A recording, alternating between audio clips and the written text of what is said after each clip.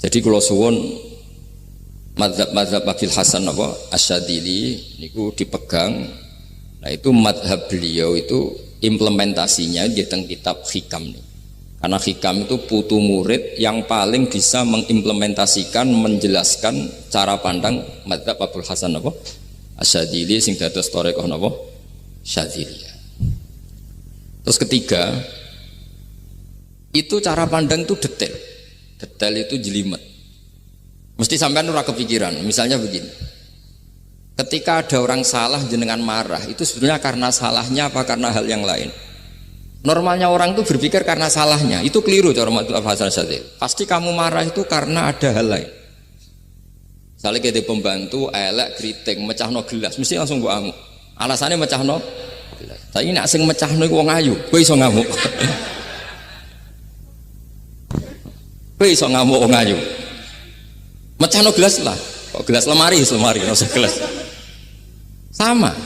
Kamu janjian sama orang, wongnya nyulayani janji, mesti mbok maki-maki. Katanya jam 10 kok udah datang gini-gini.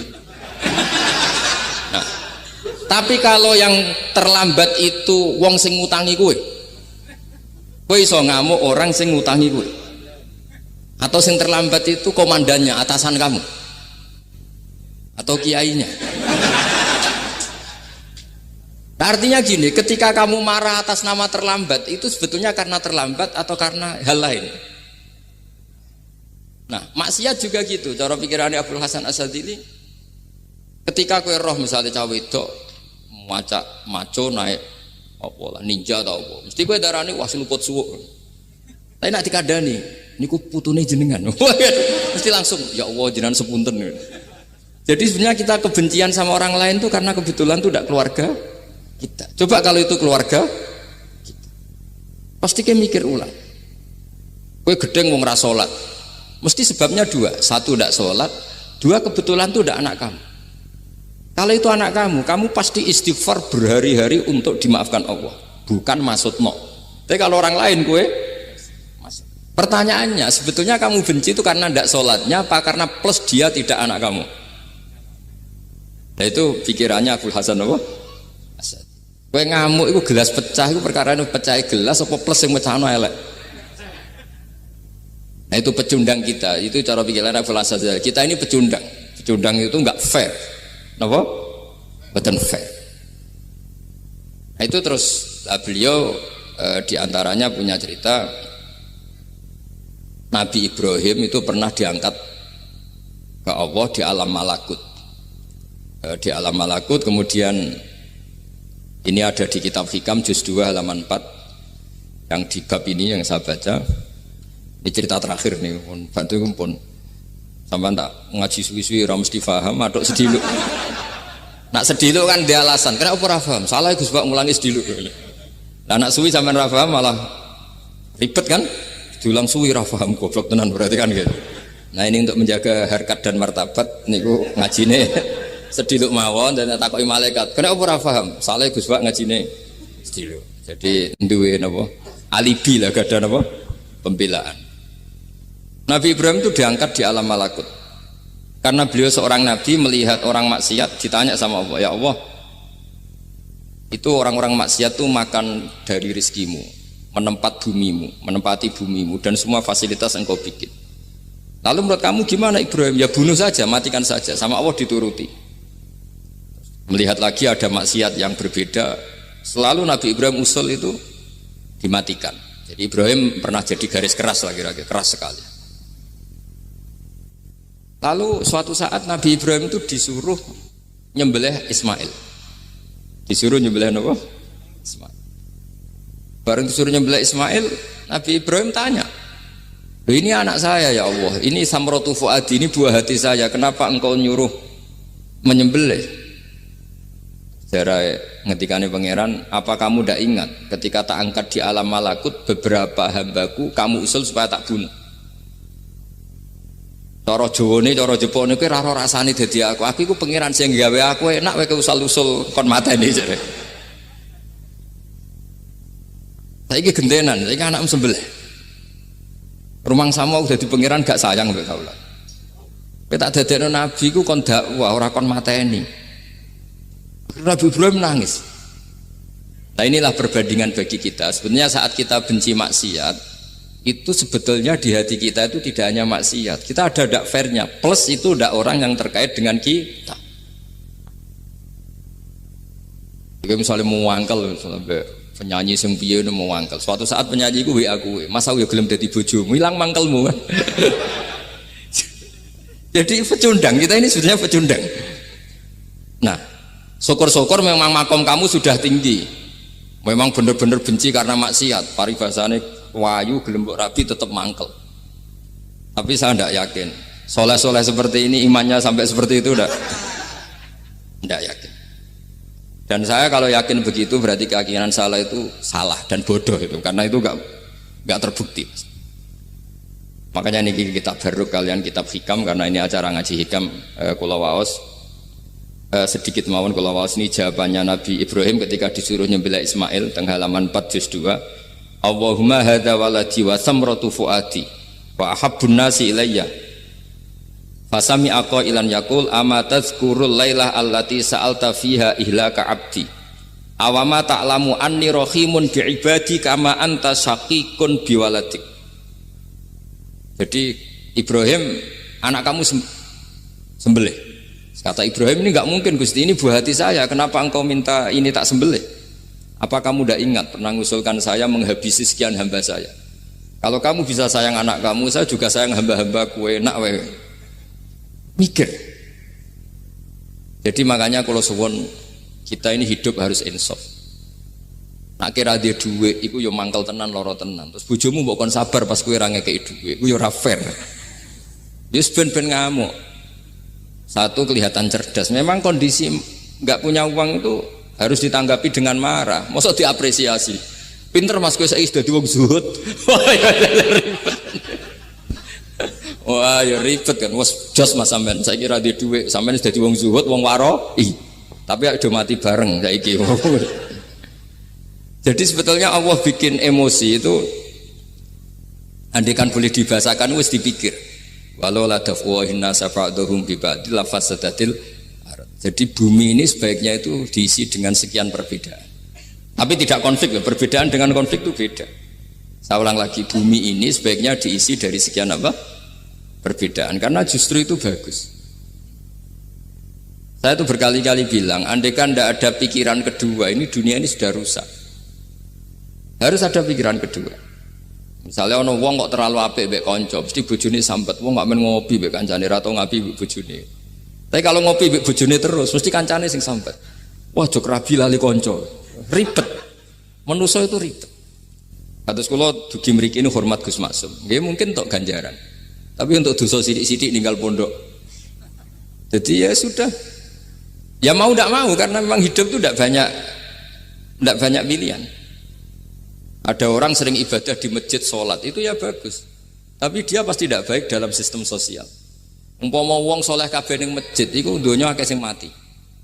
Karena tidak ada tim SAR paling murah.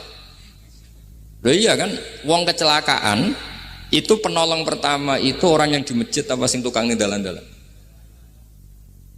Artinya sing ning masjid iktikaf mesti ra duwe ganjaran nulung wong kecelakaan.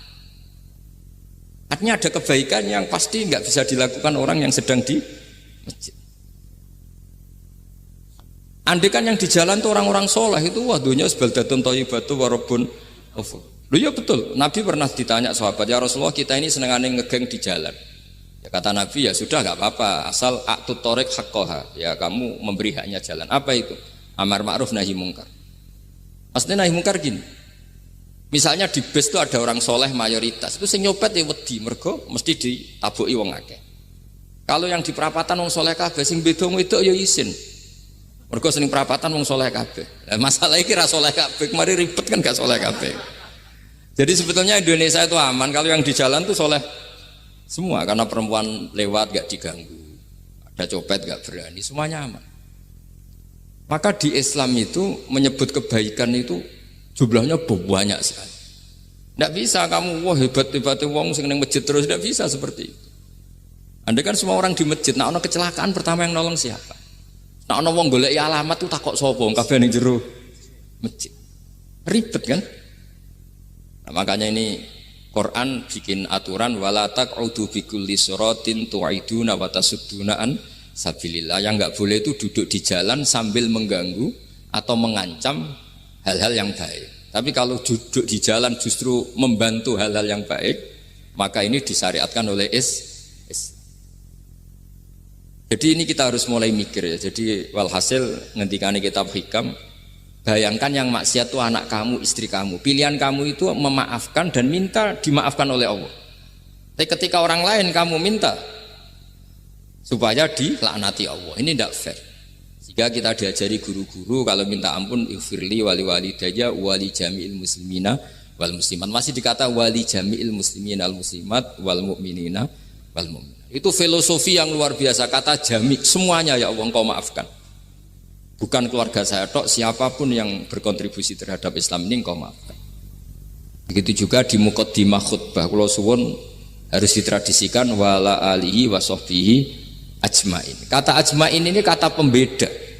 Mungkin orang baca hanya rutin, tapi kita yang nekuni ilmu, ajmain ini kata kunci. Fa inna ahlas syiah akramu sahabiyan wa ahanu sahabiyan akhar.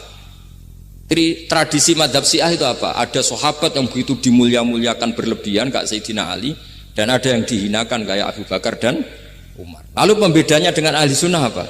Kita menghormati sahabat wa sahbihi ajmain. Jadi hadhil kalimah kalimatun fariqah. Ini kalimah pembeda. Jadi ajmain mboten kalimah rutin terus ono jimate ono kasiate niku mboten. Kita maklumatkan ke seluruh dunia bahwa mazhab ahli sunnah ditandai dengan wa ala alihi wa sahbihi ajmain. Mane dawuh Mbah Hasyim wa nukrimu ahlal bait wa nukrimu jami'a ashab Rasulillah sallallahu alaihi wasallam.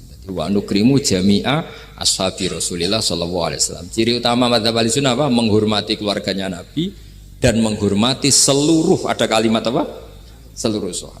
Jadi kata ajma'in itu kalimatun fariqah atau kalimatul fasl. Kalimat yang membedakan mana madhab syiah dan madhab ahli sunnah apa?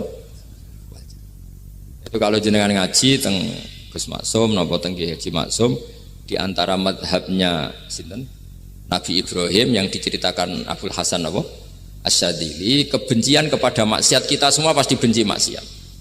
Tapi gak fair kan, yang satu kamu laknati, yang satu kamu doakan. Ujung-ujungnya apa? Ada unsur hadun nafsi. Kalau yang terkait dengan jenengan mbok dongakno di sepuro, nah yang enggak ada terkait mbok pasutno. Ini kan tidak fair, padahal sama-sama apa? Maksiat.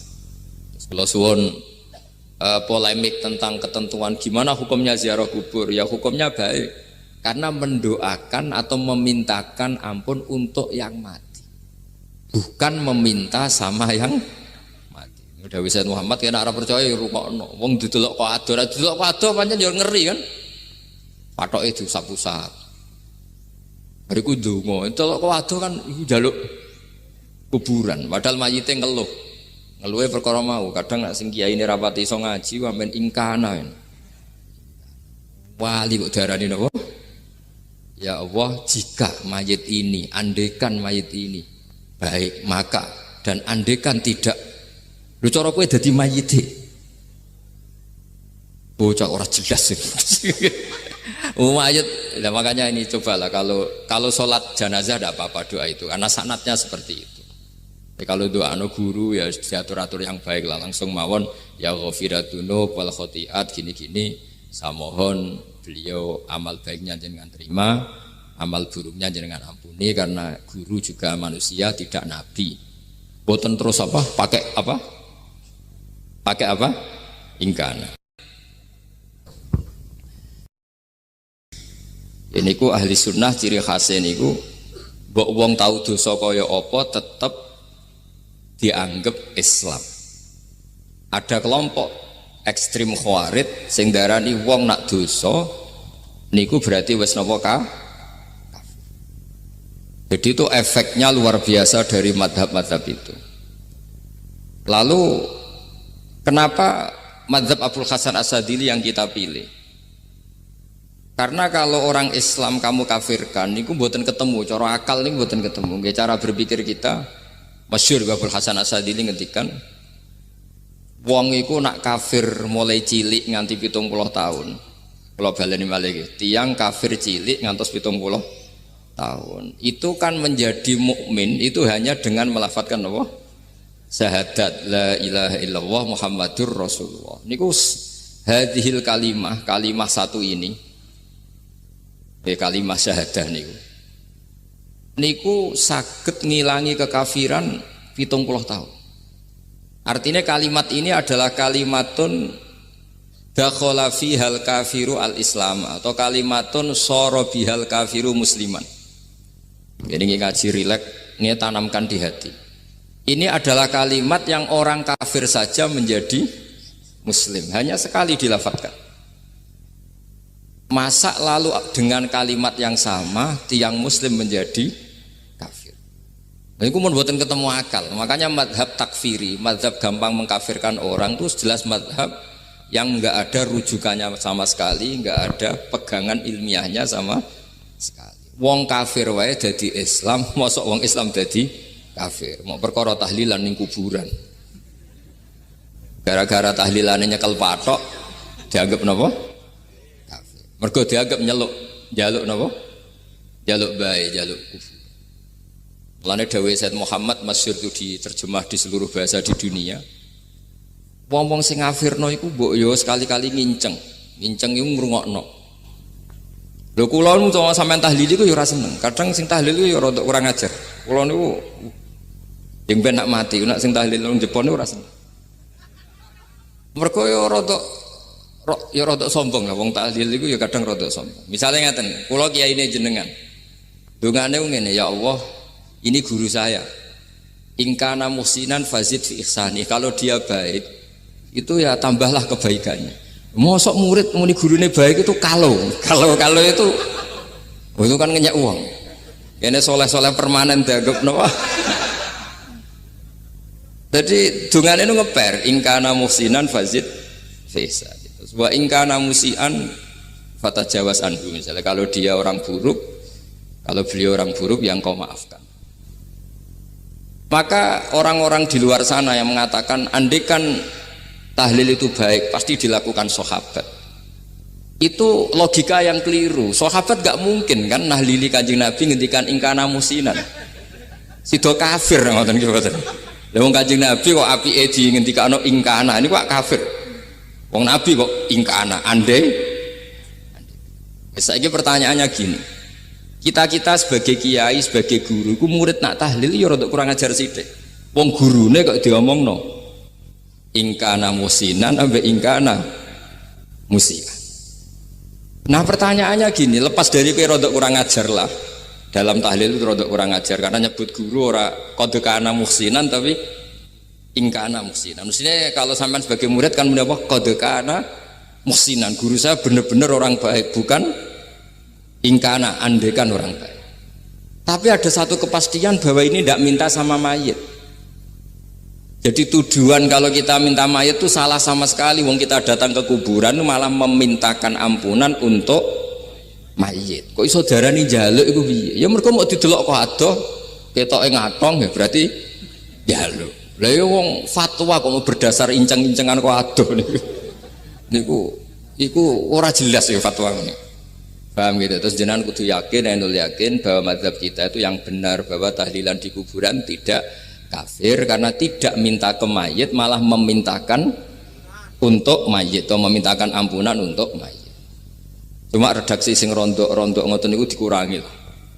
Nah kangge guru niku nggih dikurangi lah, dikurangi. Ya Allah, jenengan Maha Pengampun, kula suwun guru kula jenengan ampuni. Jadi ampun ngangge donga sing teng salat mayit. Nah sholat mayit itu kan memang ada sanatnya, memang semua bentuknya seperti itu. Tapi nak ning kuburan, kalau betul nanti itu ngotong Mbah Mun ngoten, ya Allah ini guru saya, engkau anugerahkan beberapa ilmu, beberapa amal yang manfaat untuk orang banyak. Kalau suwun jenengan tampi, jenengan dat sing Maha Pengampun, jenengan ampuni. Tapi betul ngangge ingkana ini, tangan muga aku dadi kiai ini tersinggung. Murid orang ajar, kok darani gurune apik iku andekan. Ya tapi berhubung ra paham ya alhamdulillah ya tahlil yang Wali Songo ya banter-banter nganggo mic. Lah sing kene paham ku ya rada risi ku piye? Wali Songo darani ingkana iku piye wae. Dadi niku mareni nggih, mulane kula suwun nak tahlil nyewa kiai sing alim lah ben rada bener, ben rada bener. Tapi ampun nyewa kula mboten purun. Kula nu gak ada pondok lah dadi mboten saya masyhur susah diundang orang kecuali yang ada hubungan guru, hubungan sarang. Karena beliau lama sekali ngajar di MGS. Beliau Gus Maksum itu lama ngajar di MGS. Jadi saya itu hanya datang di orang-orang yang pernah khidmah di sarang, terus yang pernah keluarga sepuh. Saya datang ke Jakarta ke Pak Quraisy Shihab itu ya karena Pak Quraisy itu lama sekali bikin diskusi tafsir. Akhirnya saya termasuk pengajar di pondok beliau. Jadi faktornya ya hanya karena itu, bukan yang lain. Terus kula suwun nggih, jenengan kedah yakin kalau faham takfiri yang memudahkan mengkafirkan orang lain itu faham yang salah, karena itu bahaya. Terus bahaya kedua secara fikih. Secara fikih itu nanti repot. Kalau nanti di salah satu seminar itu sudah mau zuhur, ketemu satu narasumber yang gampang mengkafirkan orang, itu separuh masjid, kebetulan mereka banyak yang bisa ngaji itu terus gak sholat zuhur. Tanya sama mereka, lu kok gak sholat zuhur, ini sudah masuk waktu, kan sholat hanya wajib untuk orang muslim, kita akan kafir. Ya karena dikafirkan tadi kan, kalau kita akan dikafirkan. Akhirnya gak kafir, sholat. Efek dari mazhab itu panjang. Kalau betul faham mereka itu betul, berarti yang sudah kafir, orang kafir itu wajib sholat enggak kan? Itu malah panjang kan, karena terus menjadikan orang Islam tidak sholat. Nanti ke masjid tidak boleh, orang kafir nggak boleh masuk masjid. Itu efek fikihnya panjang.